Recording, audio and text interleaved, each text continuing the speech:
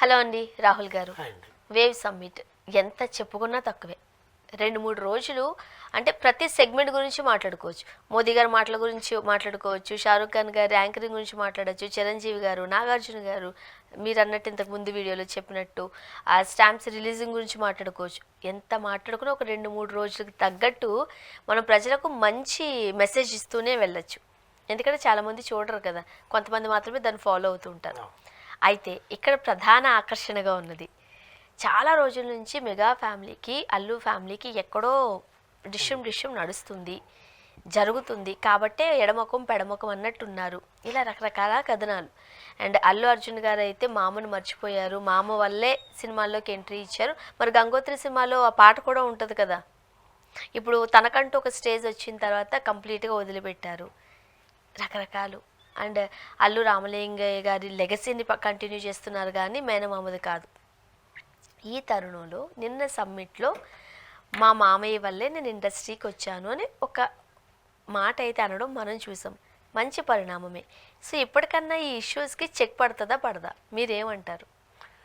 జనరల్గా నిన్న వేవ్ సమ్మిట్లు మాట్లాడుతున్న విషయాల్లో కూడా ముందు నాగార్జున గారు ప్రసంగించిన తర్వాత నాగార్జున గారు చెప్తూ మా తెలుగు సినిమా ఇండస్ట్రీ ఎంత స్థాయికి తీసుకుని వెళ్ళింది RRR, దాని తర్వాత పుష్ప నేషనల్ లెవెల్లో వచ్చింది, పుష్పకి నేషనల్ అవార్డు వచ్చింది, మొట్టమొదటి హీరో అల్లు అర్జున్ అని చెప్పి నాగార్జున గారి నోటి వెంట రావడం అనేది చెప్పిన ఇవన్నీ ఒక్కొక్క ఎపిసోడ్ కదా మాట్లాడచ్చు మనం. ఎందుకంటే వాళ్ళ ఇంట్లోనే వారసులను పెట్టుకుని వారసుడు ఉన్నాడు ముందు. మరి నాగ చైతన్య శోభిత ఇద్దరు ఉన్నారు.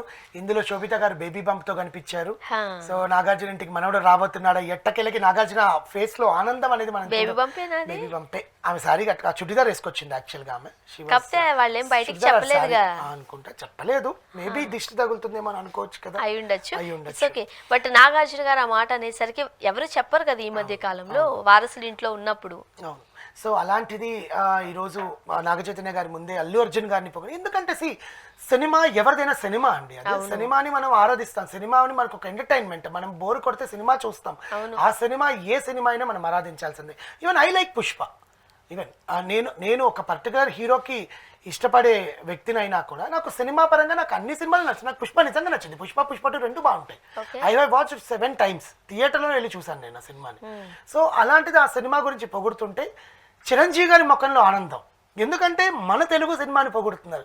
ఎందుకంటే ఇప్పుడు అందరూ అనుకుంటున్నారు చిరంజీవి గారికి అల్లు అర్జున్ ఫ్యామిలీకి కొన్ని విభేదాలు ఉన్నాయి, వాళ్ళిద్దరు కుళ్ళుబోత్తనంతో ఉన్నారు, కుళ్ళుకుంటారు, ఒకరి ముఖం చూస్తే ఒక ముఖం ఎడముఖం పెడముఖం లాగా ఉంటారు, నువ్వెంత అనుకునేటట్టు ఉంటారు అని చెప్పి మాట్లాడుతున్నారు. అక్కడ అవి ఏమీ లేవు.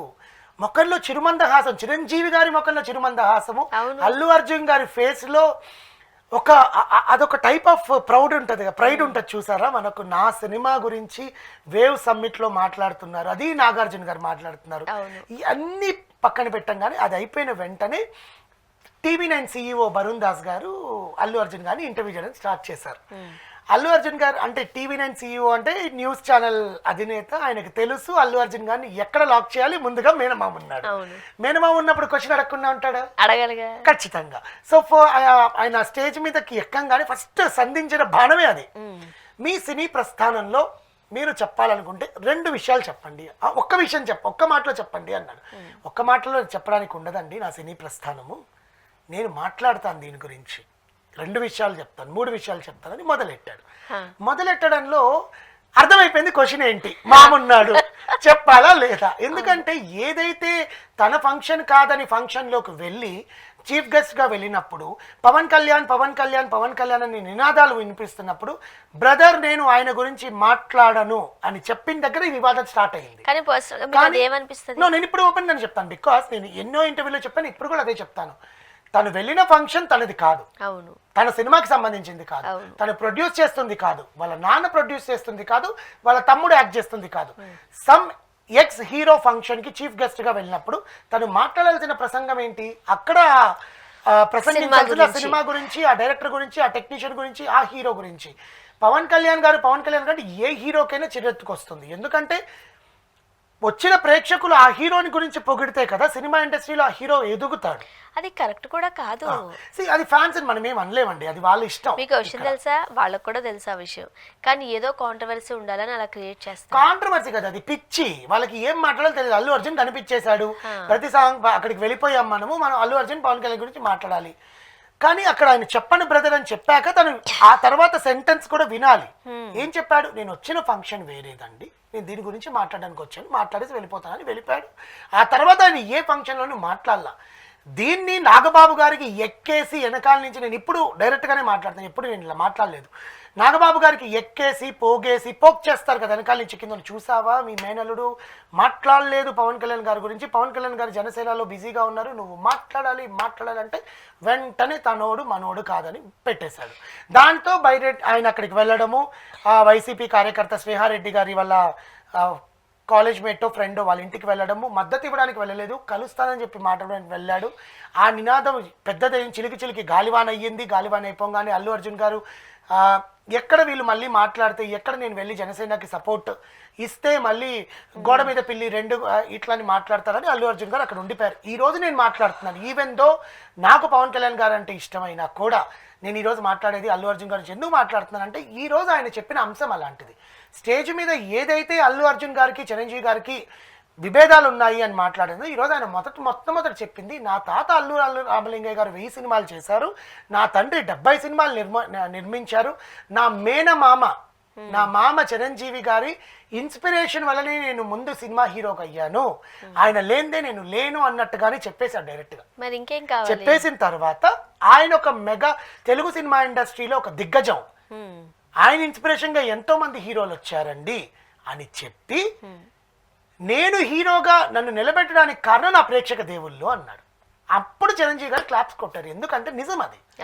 ఎంత ఇన్స్పిరేషన్ గా ఒక పాత చూపించినప్పుడు నువ్వు ఎదగాలి. నేను ఇదే మాట చాలాసార్లు చెప్పాను, అల్లు అర్జున్ ప్రతి ఒక్క సినిమాలో ఆడియన్స్ పల్స్ ని తెలుసుకునే సినిమాలు చేస్తాడు. అవును, మీరు గంగోత్రి దగ్గర నుంచి పుష్ప 2 దాకా పాత ఎవరైనా చూపిస్తారు. ఇప్పుడు నేను ఉన్నానండి, మీకు నాకు తెలుసు, ఓకే, మీరు ఒక అనలిస్ట్ గా రాణించాలనుకుంటున్నారు, మీకు ఒక ప్లాట్ఫామ్ కావాలి.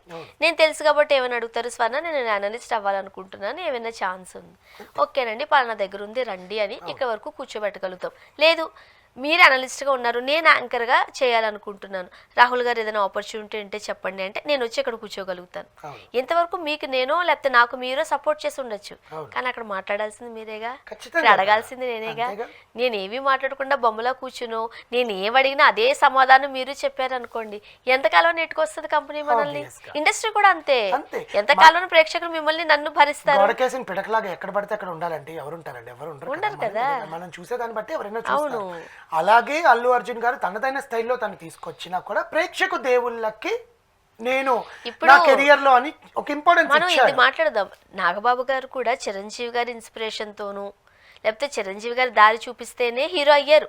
హీరోగా కూడా 2-3 సినిమాలు చేశారు ఆయన, కానీ ఎందుకు నిలదొక్కోలేకపోయారు? అదే చెప్తున్నానండి, డిపెండ్స్ అపాన్ ద డిఫరెంట్ కథ సెలెక్షన్, ఆడియన్స్ పల్స్ పట్టుకోవడము, తనకంటూ ఒక స్టైల్ రావాలి, తనకంటూ ఒక మేనరిజం ఉండాలి. పవన్ కళ్యాణ్ గారికి ఇది చాలు, అవును, అల్లు అర్జున్ గారికి ఇది చాలు, అవును, అంతేనా? రెండు మ్యానరిజంలేగా. సో ఇక్కడ ఇద్దరు సినిమా ఇండస్ట్రీకి కావాల్సిన హీరోలు, ఇద్దరికి సపరేట్ ఫ్యాన్ బేస్ ఉంది. ఈ రోజు కుండ బద్దలు కొట్టినట్టుగా అల్లు అర్జున్ గారు ఫ్యాన్స్ గురించి మాట్లాడడము, మేనమామ గురించి మాట్లాడడము, ఇద్దరికి సమపాలలో, ఎందుకంటే మా గురించి ఎందుకు మాట్లాడలేదని ఆడియన్స్ అనుకుంటారు. అలాంటిది ప్రేక్షకు దేవుళ్ళే ఇంపార్టెంట్ అని చెప్పి మాట్లాడడము, తర్వాత తన ఫిట్నెస్ గురించి, తన సినిమా స్టోరీస్, తన 10వ సినిమాలో తనకు జరిగిన ఒక ఇన్సిడెంట్ గురించి, గంగోత్రిలో తన లేడీ గెటప్ గురించి, అన్నిటి గురించి తన జర్నీ మాట్లాడుకుంటే, చిరంజీవి గారు కూడా అవును నా మేనల్లుడు ఇంత ఎత్తుకు ఎదిగాడు అని ఆయన కూడా చెప్పకనే చెప్పేసినట్టుగా ఆయన స్మైల్ లో చూపించారు. చిరంజీవి గారి ఆన్సర్ ఆయన ఫేసే చెప్పేస్తారు, ఎందుకంటే ఇప్పుడు ఆయన మధ్య బోలా శంకరుడు అయిపోయాడు అనమాట, ఏది దాచుకోవట్లా, బయటకు వచ్చేస్తుంది గబగబా. సో అందుకని చిరంజీవి గారి ఫేస్ లోనే ఆయన ఆనందాన్ని వ్యక్తపరిచారు. సో అల్లు అర్జున్ గారు ఎట్టకేలకి ఈ అల్లు ఫ్యామిలీ మెగా ఫ్యామిలీల మధ్య ఉండే గొడవకి ఫుల్ స్టాప్ పెట్టేశారు. చూద్దాం. Thank you.